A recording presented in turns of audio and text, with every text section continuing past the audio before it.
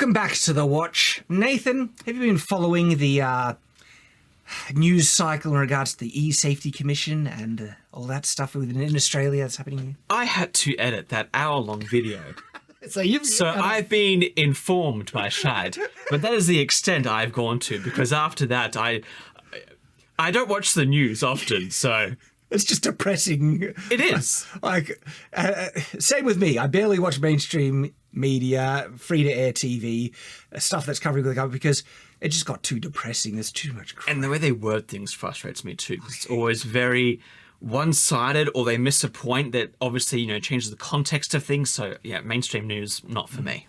But you got to have a very detailed view of the discussion here on Night's Watch about what's happened recently in Australia with a thing that we have called the E-Safety Commission. Yes. Which is a unelected body made by the previous Conservative government to try and police, monitor and moderate content. Content on the internet specifically of what should be available in Australia. And it has been already at work for a number of years now, getting things pulled down off of Facebook, Twitter, YouTube, other places in the name of misinformation and harmful content. And so they got thousands of posts taken down during COVID, many of which ended up being true. Yeah. And it was made in the name of taking down actual bad stuff, like child abusive stuff, which obviously... The thing is, though, I trust the government less than I do some of these companies to regulate themselves. Elon Musk has done more to take down really bad child abusive material on Twitter than this E-Safety Commission has ever had.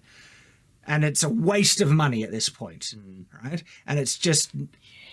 With governments, there's always so much waste. At least in the corporate business, private sector, you have efficiency, although it's not always ethical. But with government, the thing that frustrates me most is with the yes vote. How much money was wasted and spent on just not convincing... Just the media campaign... Oh, and so it was called the voice referendum, where Australia wanted to give an unelected, a representative body that considered solely and only the rights and representation and, accessibility of Indigenous Australians. It was rejected wholesale when put to a vote, even by so many, if not most Indigenous Australians.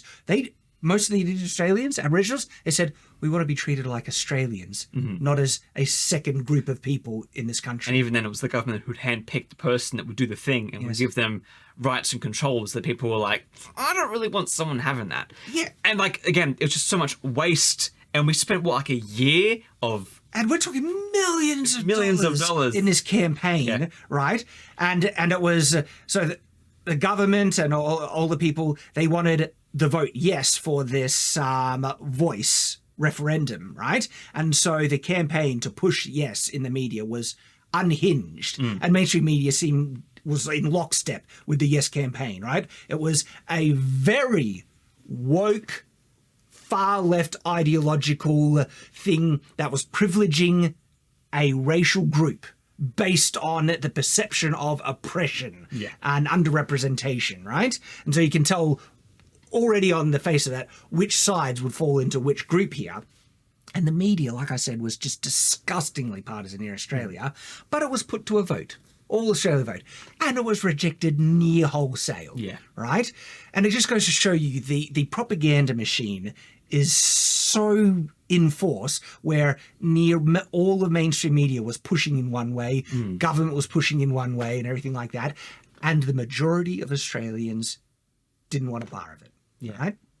When actually informed. Luckily, there was enough information that informed Australians to say, this thing is actually a really horribly racist thing. Probably not good to support, right? That gives me some hope that when Australians are given correct information, we often fall on the right side.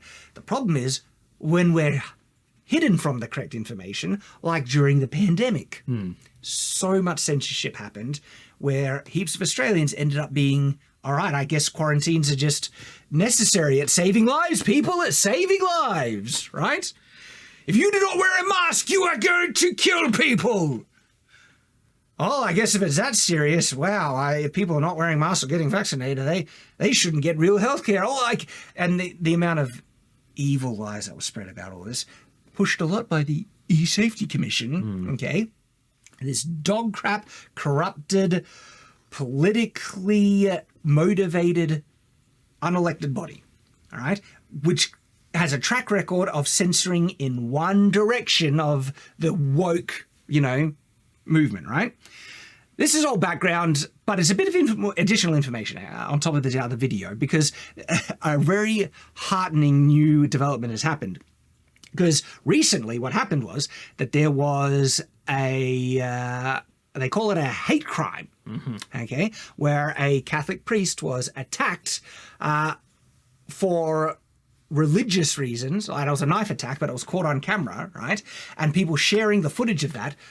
Well, the E-Safety Commission was demanding it be taken down off X-Twitter more primarily, even though there was news companies sharing that on YouTube. Because in researching this, I was watching the news articles and they'll say, yes, they need to take down, like X needs to take down this video. And they're showing the video. They need to remove this video because this is violent and bad for Australians who should not see this.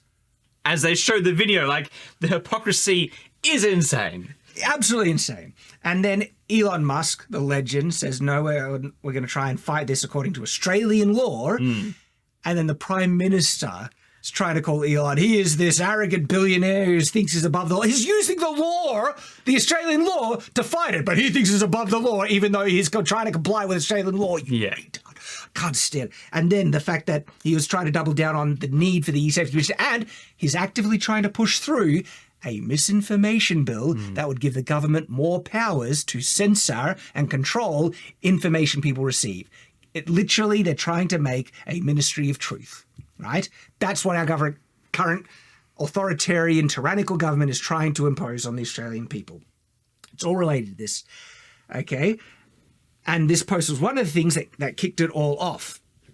The victim of the attack has come out in support of Elon Musk. Legendary. Specifically, freedom of speech. And is saying, I don't want the footage of me being attacked censored from the internet and taken down. What a legend, right? And I love it because we're going to show a video of him. And it's just an Aussie. It's just a true blue Aussie. Christian, and it looks to be of a more orthodox Christian faith as well.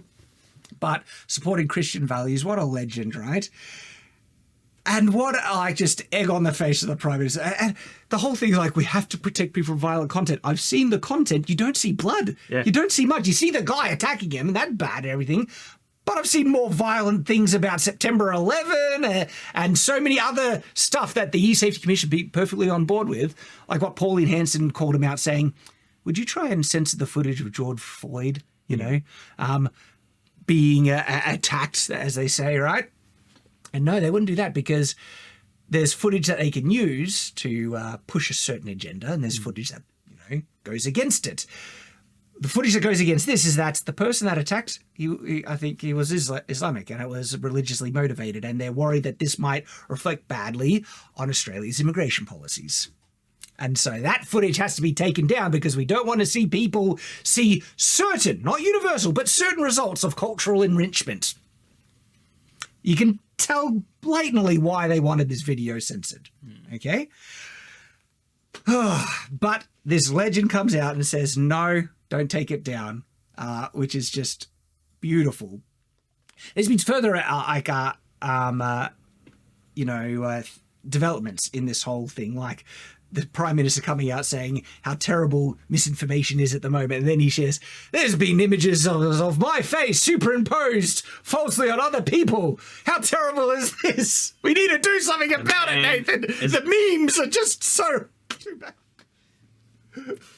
Sorry about that. I was just, he's never learned about Photoshop, has he? I know. I like that, if you want a sign of how disconnected some of our politicians, most of our politicians are, from how just even the internet operates. I don't think he'd ever seen a meme of him before. Like, that was the first time, like, and he was in front of, like, they had superimposed my face on someone else. Look at this misleading content. Surely no one could tell. And it was fine, but he was, like, legitimately using that as a point in his support of why the disinformation, misinformation bill needs to go through, because it's so awful, these memes. Mm.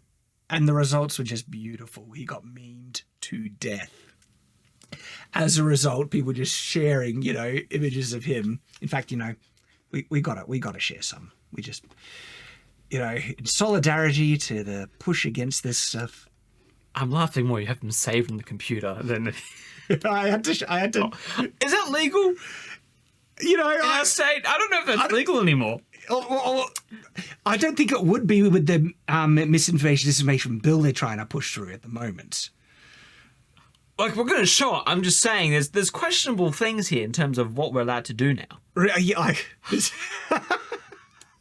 Klaus Schwab, the Bond villain in real life, basically, being the puppeteering master for the Prime Minister. Okay. It's time to punish those spreading memes of me visiting time messages. I don't get that part. I don't know. I think there's a video of him going to get a Thai massage. Oh, a time visiting a Thai massage establishment. The great online dictator. And it was these things that I got triggered by him trying to suppress. We can't have people meme on me, Nathan. Good on you. Yeah, the one rule of internet is don't tell the internet not to do something, because that's the first thing they're going to do. But he's that disconnected. He is that much of a noob with how the internet works, or even memes work, right? They're that uninformed, and yet they have the gall to try and say, I'm going to speak for the Australian people. It's clear, and I went off on that last video of him having the gall to say, it's clear the Australian people are fed up with disinformation. It's like, they're fed up with your disinformation, but the point of being fed up with your disinformation is that the government shouldn't have control over what information gets out there, you idiot. But they will lie just to try and get power and control, okay? And also, when he says that people are fed up with disinformation, it's like, that's him trying to target truthful things that take away his power, and he's trying to say they're fed up with, no, we want more of the truth, we want more of these memes, right? We're not fed up with this. And the fact that it's trying to say people, it's just a lying scumbag. And yeah, so I had to share some of those, and there's so many more. There's like a video of him in clown face. And they tried to declare the day he said it, Friday 26 April, Albo meme day. 26th of April every year now we're going to get Albert. I want that to happen. Let's do it, Australia. We can do it. 26th of April, Albo meme day. Let's make it happen, right?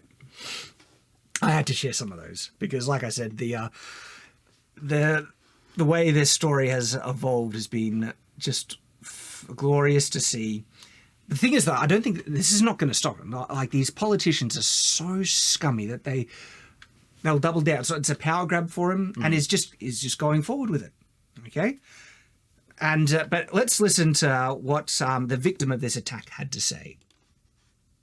True blue Aussie, I am proud to be an Australian, and wherever I go, wherever I travel across the globe, when I come back here, this is home. Legend. And I said it, I am very proud of these great Anzac warriors who gave their life up to the very human rights, to the very freedom of speech and freedom of religion. They died to keep and preserve the human identity and integrity. I salute my beloved Anzac warriors, and whoever walks in that path must be saluted. And this is why I stand for that freedom of speech and freedom of religion. Legend. And so, yeah, coming out fully in support of Elon Musk and saying, I don't want the video taken down. So will the EU Safety Commission keep pushing for it? They probably will. It's too far, because again, it pushes back against the narrative that we want to say. It's like, oh no, this is showing that some, parts of immigration might not be great. And by the way, they've ramped up immigration in Australia as well. And so the EU Safety Commission needs to be abolished completely.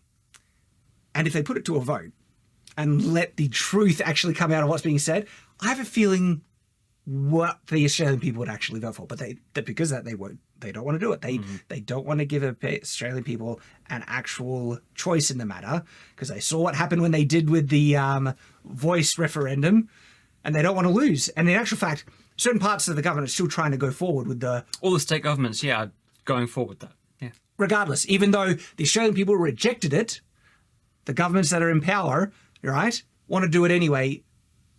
Like the amount of tyranny that's actually happening as a result of that. They don't care about what the Australian people actually want. They care about their agenda. Okay? And instilling the power and ideology that they want, which, it makes me depressed, Nathan. But what we can do, raise our voice, call out the crap, and this is why free speech is so damn important. So we will always keep track of it, keep our eye on it, because that's what we do. Stay on watch.